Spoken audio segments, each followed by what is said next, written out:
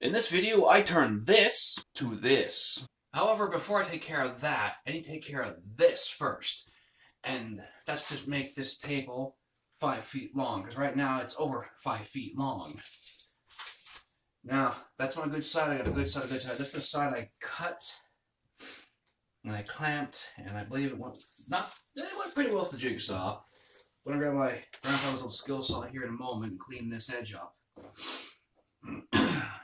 So, gonna mark 5 feet. Come on. There we go.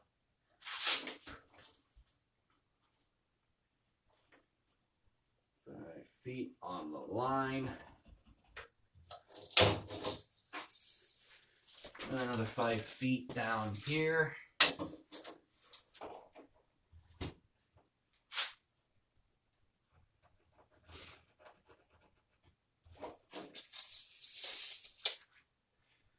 Now I'm going to take one of these 2x1 1/4 or whatever they are. Mark them down. I'll get my saw in place. Clear these out of the way before they vibrate off or something, though.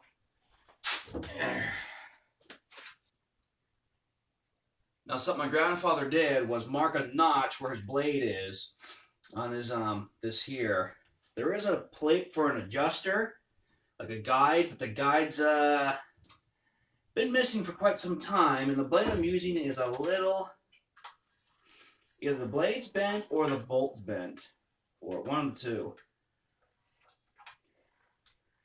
I might have bent the blade when making those curved floor joists outside at one time. However, it's still usable. So what I'm going to do, I'm going to line it up still. Just going to offset just a little bit. So about there.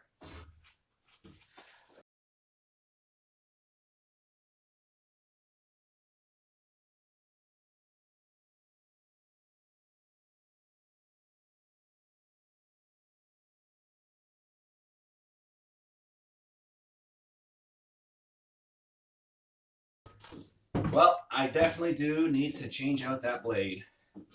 And probably just the blade, if not get a whole new saw. Things were going perfect. So I had to bounce the thing here from it falling down, and it shifted a little bit here, but I got it corrected. So there's going to be a bit of a spot there, but that's okay. Because sometime in the future, this board's going to be cut down to a 4-foot square and have another fresh 4-foot square mate to go with it. Now comes the part I hate the most, and that's taking these, marking the length. That's the first step. That's easy. It's getting the pieces in between that I hate doing, because I never get them right. And because I want this top to be my top and the bottom to be the bottom, I was going to flip it over, but this side's definitely smoother where I had it as the face up for the floating floor at the time. But makes it easy to just line them up, flush, mark it there, make a cut, mark there, make a cut on that one.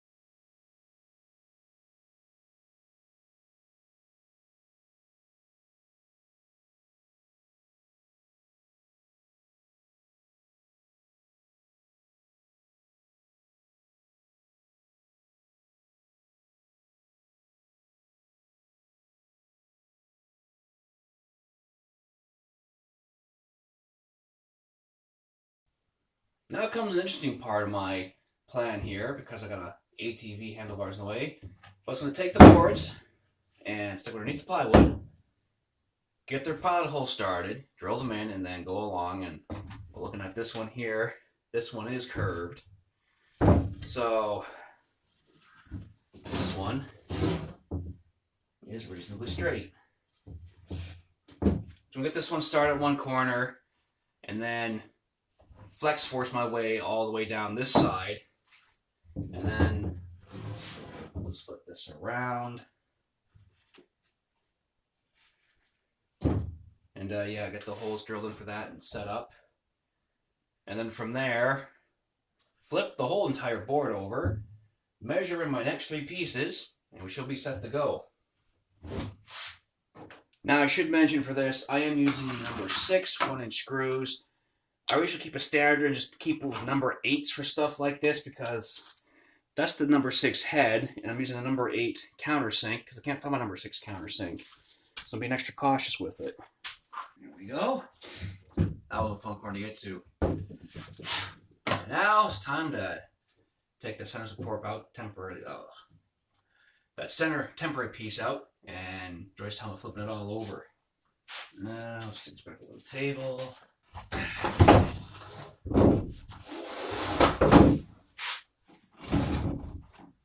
But yeah, there it is, upside down. Okay, that was 45 on the dot.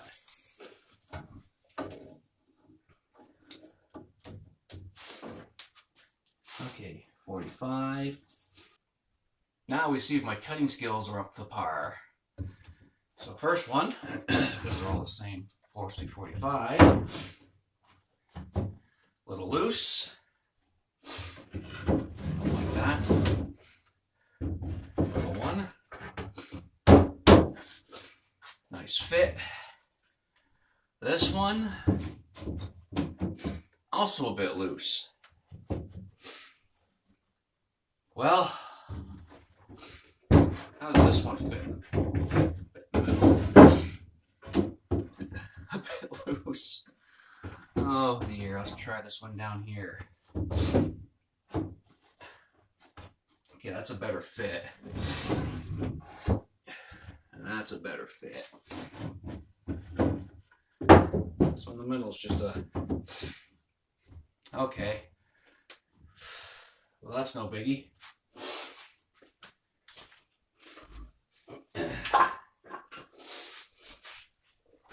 No biggie whatsoever. Right. So I'm gonna get these lined up. I'm gonna get them drilled in, and I'll flip them over and drill along them where they need to go. So that's the 3 currently drilled and screwed in. Keep in mind, anyone following along, I am using number 8s for that at 2 inches long. You still use number 6s, but personally for me, when it comes to like these boards and stuff, I prefer number 8 screws. Just a little bit denser, that's all. So I'm going to clear this off, flip it over, and ratchet in 1, 2, 3 on each side, and 3 in the middle. With the last screw in, the board is now complete. It is sturdy, still lightweight enough to pick up and move around. And as I mentioned before, this is just part of a bigger project, and at some point I will be getting tongue-tied. I will be editing this board to be a 4x4 section, and it'll have a companion 4x4 section to be a portable 8x4 table for wargaming or model railway displays, etc., etc. You know, so I can just pick up and move on the go. But for now, yes, this will be my wargaming board, as I want to get back into practice on things. And I understand Games Workshop has shrunken down the battlefield sizes a little bit this edition again, or maybe last edition too. I still can't quite remember. But I figured a 4x4 section and a 1-foot section to put the Deadpool on and books and other sheets, perfect. Great way to get back in. Anyhow, y'all take care and have a good night and enjoy spring.